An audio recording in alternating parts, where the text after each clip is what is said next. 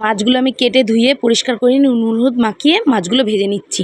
আজকে একদম অন্যরকম করে আমি মাছের ঝাল করব। সবসময় তো সর্ষে পোস্ত দিয়ে খাওয়া হয়, বাড়িতেও বানান আপনারা সর্ষে পোস্ত, কিন্তু এইভাবে একবার বাড়িতে বানিয়ে খেয়ে দেখবেন মাছের ঝাল এত সুন্দর লাগে। এই পাবদা মাছের ঝাল সর্ষে পোস্ত খাওয়ার কথা ভুলেই যাবেন।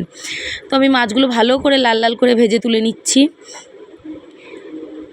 তারপরে আমি এখানে একটা মশলা করব, 1/2 চামচ জিরে, 1 চামচ ধনে, 1/2 টমেটো দিলাম, আর 2টো পেঁয়াজ, আর বেশ খানিকটা কাঁচা লঙ্কা।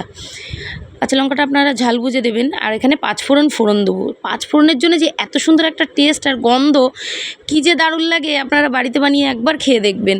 তারপরে আমি ওই মশলাটা বাটাটা দেওয়ার পরে আমি এখানে আদা রসুন বাটা দিয়ে দিচ্ছি, দিয়ে ভালো করে কষিয়ে নিয়ে এখানে নুন হলুদ আর লঙ্কার গুঁড়ো দিয়ে দিলাম, দিয়ে ভালো করে কষিয়ে নিতে হবে। কষানোর পরে আমি এখানে 2 চামচ টক দই দিয়েছি। 2 চামচ টক দইটা দিয়ে আমি ভালো করে কষিয়ে নেব। আমি আর অত ফাটাইনি টক দইটা, ওটা এমনিই ফেটে যাবে। আর যেহেতু তেল কম দিয়েছি আমি একটু বাটার দেবো, বাটারটা দিয়ে দিলাম, দিয়ে ভালো করে কষিয়ে নিতে হবে। নিয়ে আমি পরিমাণ মতন ঝোল দিয়ে দেবো। এই ঝোলটা একটু বেশি পরিমাণে দেবেন, কারণ মাছটাও একটু কড়া ভাজা, ওটা টেনে যাবে। আর একটু ঝোল ঝোল থাকলে মাছ ঝোলটা খুব ভাল লাগে।